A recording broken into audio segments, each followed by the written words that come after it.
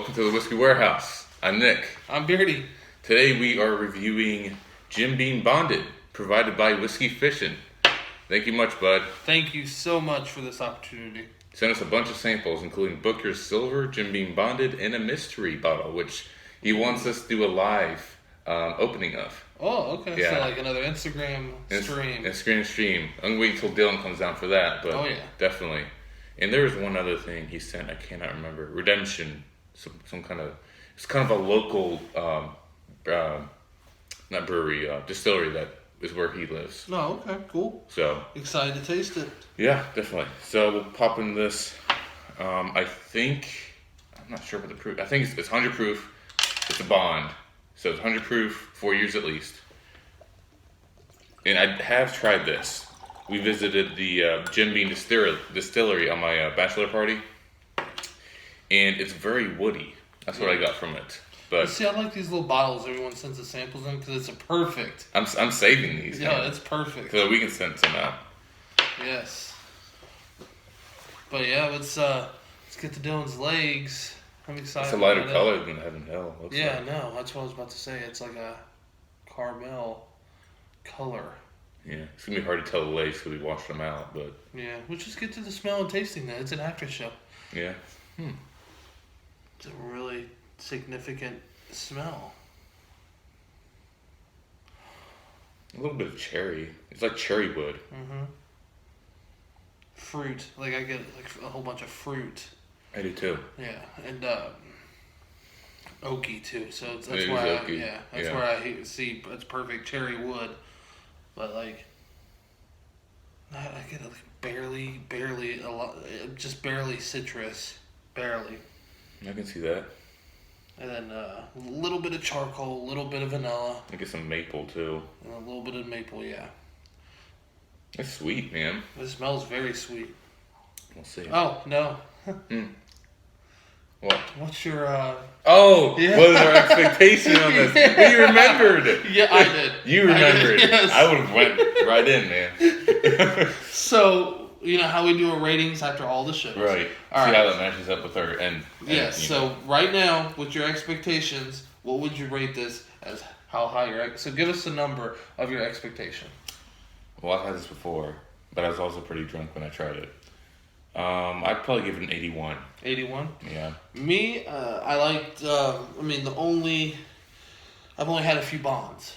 And going against bonds, I like bonds. So, I would probably give it like it's about the same, 81, 82. Okay. I'll stick with 82. I'm expecting it to be around 82. Okay. So yeah, I'm glad we remembered to do it this time. You did. So yours is 81, I'm 82. Yep. All right, so remember that for us, and we'll give you our final numbers when we're done reviewing it. And the price on this, I believe, is around 20, the same as Jim Beam White. Nice. I think around the same, if not a little bit more. And that's a pretty good price for a bond. Yeah, it is. Not a lot of bonds are that cheap. That and Old Granddad are really cheap. They're like $20. What about Old Dan Tucker? Old Dan Tucker, the dirty butt fucker. That's not a bond, man. That's a $6 watered down whiskey at Kroger. That's water with flavor. Jeez, if you want to check out the review, it'll be up here. That's a good That's a lot of comedy in that episode for sure. Yeah. Not to pick on you guys, but yeah, it was pretty shitty. Yeah, it was nasty. Yeah. So let's get into nasty, just no bourbon. Let's get into the first taste.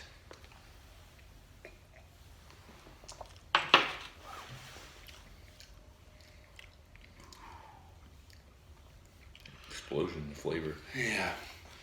Mine was overcome by like charcoal. Overcome? Overcame. Oh. Yeah. Overcame by charcoal.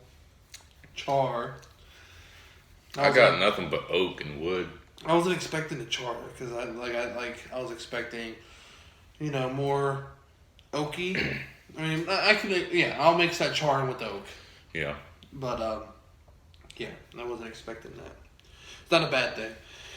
I mean, usually with explosions like that, a char and oak and all that, it slowly dies down the more you taste it. Most of the time. It usually does. Yeah, so we'll just go into a second drink.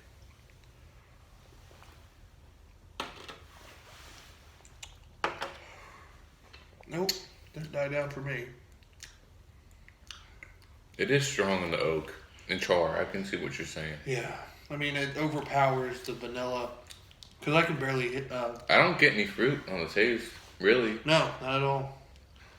I'm gonna try to hold it in my mouth for a little bit, see if I get any cherry. Cause I got really strong hints of cherry on the nose, but I'm not getting nothing from the I'm taste. gonna clean my palate a little bit.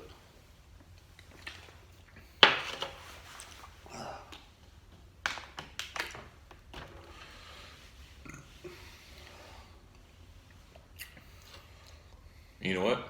There is a little cherry. If you hold it there. If you hold it there is some cherry. Some black cherry, cherry wood. Just hold it in there. It comes in on the back. Yeah.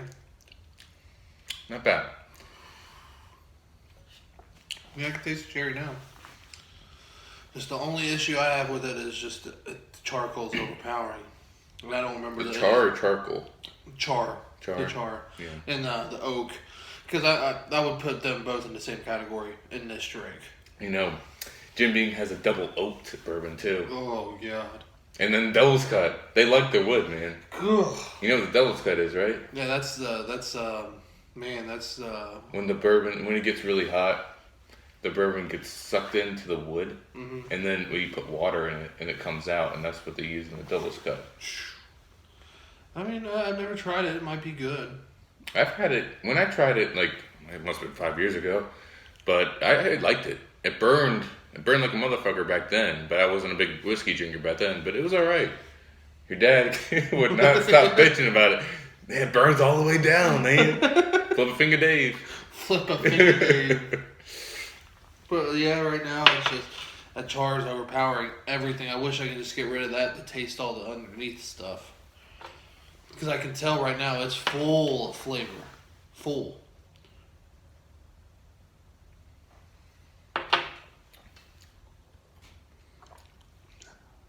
It's not, it's thick. Yeah. It's kind of thick. What is 100 proof? But it doesn't have the bite of 100 proof. No, it It doesn't. tastes like a thick 90. Yeah. Yeah.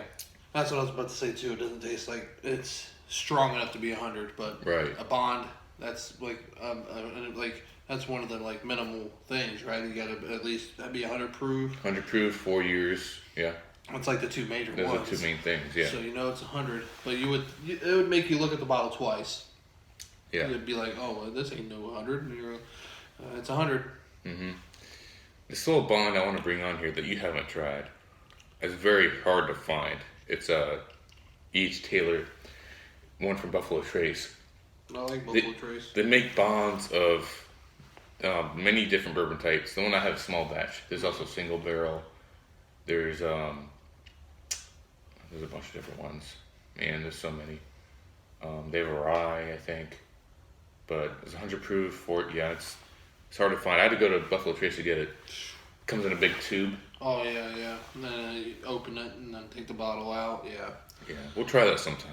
Yeah, we'll definitely try. I want to dip my hands more into rye. Yeah. And there's a few ryes I've had, but they've been. But I would like to have more variety Right. to be able to judge that. You know what I mean? I Same. can't judge it by 2 bottles of rye. I know. Yeah. That's the thing about whiskey and bourbon. We that need I to love. try. We need to try good rye so we know what to compare it to. Yeah, we need to try like the best of the best. So I've heard Angel's Envy is a really good rye, but it's $100 a bottle. So yeah, that's for you guys to Yeah. comment below. If you guys know any good ryes, let us And know. if you're up to the state to send us maybe 1 or 2 samples of a really good rye they don't care to lose, we really appreciate that. And we'll make a video out of it and shout you out for sure. Yeah, that whole video would be dedicated to you.